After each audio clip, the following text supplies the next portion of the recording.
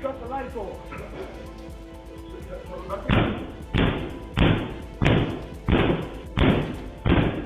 Surveillance cameras caught Jim Jones kicking in a locked Bronx studio door, and less than 24 hours later, 50 Cent posted the footage, a lease termination notice, and claimed he now owns the building. But the part nobody expected was Jim's response to the 50's trolling. The footage that started everything. On February 20th, 2026, 50 Cent posted surveillance footage to Instagram. The clip was timestamped February 19th, the day before. It showed a man in a hallway, repeatedly kicking a locked door, striking it with his foot and his body until it finally opened. That man was Jim Jones. You're not supposed to, you heard Jim? He cut the lights off.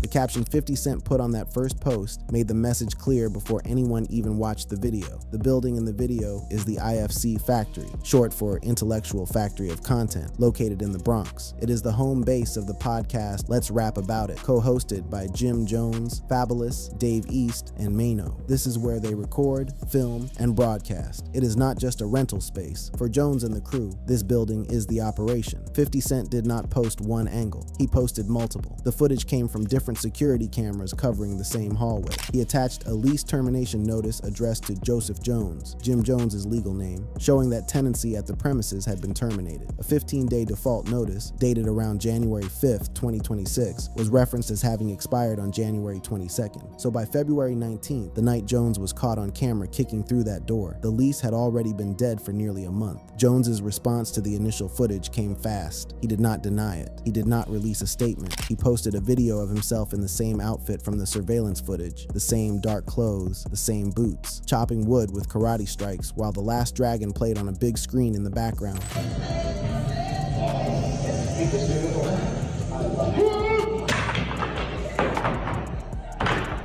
That caption became the phrase of the moment. Kung Fu Jim is what they call him. Memes spread within the hour. The clip racked up millions of views across Instagram, YouTube, and X before the day was over. But to understand why this moment landed the way it did, why it felt like a punchline at the end of a joke that had been building for months, you have to go back to where it started. Because this was not a random confrontation. The footage did not drop out of nowhere. The conflict between 50 Cent and the Let's Rap About It crew traces back to late 2025 when the podcast made a comment about 50 Cent's work, and 50 Cent decided he was not going to let it go.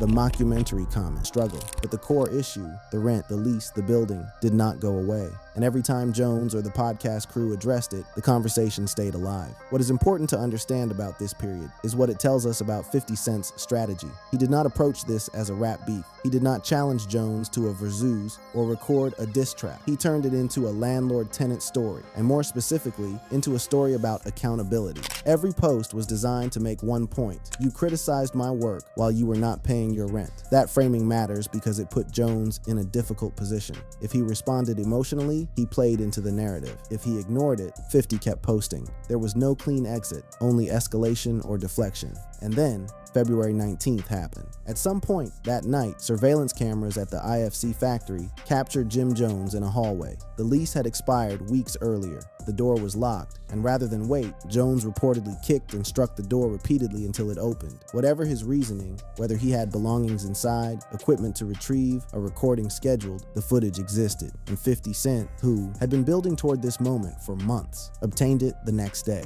The lease termination notice that 50 Cent posted alongside the footage referenced a 15-day default notice from around January 5th, 2026, with the cure period expiring January 22. That means by February 19th, the tenancy had been legally terminated for nearly 4 weeks. The lockout, if that is what it was not sudden. It was the end of a process that had been moving toward this conclusion since at least the previous October. When 50 Cent posted those clips on February 20th, he was not just dropping embarrassing footage. He was closing a chapter in a story he had been writing out loud for months. Every post, every leaked audio clip, every Cameron meme, it had all been building to this image. Jim Jones in a hallway, kicking through a door at a studio he could no longer legally enter. The question is, what happened next? And what does it tell us about who actually came out ahead?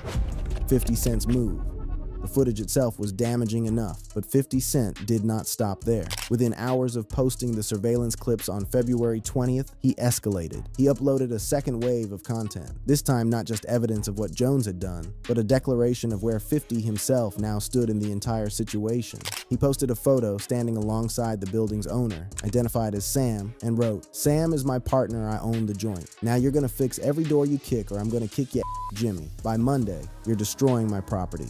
Let that land for a moment. 50 Cent had gone from posting footage of his rival's embarrassing lockout to announcing publicly on Instagram that he was now a partial owner of the building where that lockout occurred. In the span of one afternoon, the narrative had shifted from Jim Jones was caught on camera to Jim Jones's new landlord is 50 Cent. The construction of this move was precise. Reports indicate the podcast crew had owed substantial back rent. Estimates range from $80,000 to $180,000 and had been in discussion with the landlord since at least October 2025. 50 Cent had been flagging this situation for months, joking about buying the building. And now he was claiming he had actually done it, or at least entered some form of partnership with the man who owned it. Whether or not the ownership claim was legally formal, and as of February 25th, 2026, no verified deeds or contracts were publicly confirmed, the effect was immediate and total. It reframed the entire beef. This was no longer just two rappers exchanging jabs on social media. This was a business play. 50 Cent had inserted himself into the property relationship, and now every time Jones tried to access that studio, he was walking into 50 Cent's house. The ultimatum, fix every door by Monday, added a timeline to the pressure. It gave the story a clock. Audiences now had a date to watch for. Would Jones comply? Would he respond? Would 50 follow through? It also did something else. It put Jones in the position of a tenant receiving instruction who was having fun. Kung Fu Jim and the free promo play.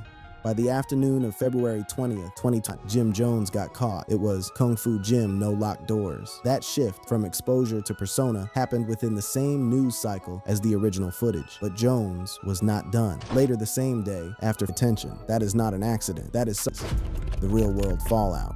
Beneath the Kung Fu videos and the accounts mention police being called to the studio to restore access after the door incident. If accurate, that would mean Jones was not a trespasser in the eyes of the responding officers. He may have retained legal rights to access the space despite the terminated lease, at least until a formal eviction through the courts had been completed. Jones has continued posting content showing access to the IFC factory, including garage entry, and promoting the space as an active, multi-purpose venue for music, fashion, and broadcasting. Whether this reflects ongoing legal tenancy, a temporary agreement reached with the landlord, or simply Jones moving through a space he technically should not be in, that distinction had not been publicly clarified by February 25th. 50 Cent's ownership claim, meanwhile, appeared based on an informal partnership photo with Sam, rather than any verified deeds or contracts made public. No official documentation of a sale, transfer of interest, or partnership agreement had surfaced in major coverage by the same date. The claim may be entirely legitimate, but as of now, it lives in the world of Instagram, posts rather than public record. No lawsuits, formal eviction proceedings, or court documents had surfaced in major hip-hop media outlets as of February 25th, 2026. The Monday deadline 50 Cent issued, fix every door by Monday, came and went without confirmed public follow-up on either side. Whether Jones made repairs, whether 50 Cent enforced anything, whether Sam and Jones reached a new arrangement, none of that entered the public record in the days after the footage dropped. Public and media reactions reflected a genuine divide. On one side, the entertainment, high engagement posts celebrating 50 Cent's trolling, fans praising Jones's Kung Fu response, memes, reaction videos, millions of views. On the other side, a quieter conversation about what this situation represents for independent content creators in New York and why the spotlight fell on Jones specifically when the podcast has multiple co-hosts. Some users questioned why Jones appeared to bear the financial and public responsibility alone when Fabulous, Dave East, and Mano are equal co-hosts of the same show operating from the same space. Others noted the broader challenge of running a content operation in a city with among the highest commercial real estate costs in the country. The podcast format that Jones and his co-hosts built, in-studio, multi-host, production-heavy, requires space, equipment, and overhead that goes beyond what most independent media ventures can absorb when revenue is inconsistent. 50 Cent positions himself in this narrative as a savvy businessman, exposing accountability failures. Jones reframes every setback as a marketing opportunity, neither framing Gang tells the full story. The full story is, a podcast crew built something real in the Bronx. They got into a public dispute with one of the most strategically aggressive figures in the music industry. Their financial vulnerabilities became public ammunition, and the result, at least through February 25th, 2026, is a situation that is still legally and operationally unresolved, suspended somewhere between eviction proceedings that have not reached a courthouse and a social media war that has not reached a conclusion. The Kung Fu Gym persona may keep audiences entertained. IFC news coming soon may deliver something worth watching, but the rent does not disappear when the memes stop circulating. What happens to the IFC factory and to the Let's Rap About It podcast depends on decisions made in offices and courtrooms and conversations that no Instagram story can capture. The cameras caught Jim Jones kicking a door. They have not caught what comes next. That wraps up this video. For more interesting videos like this, check out the cards on your screen.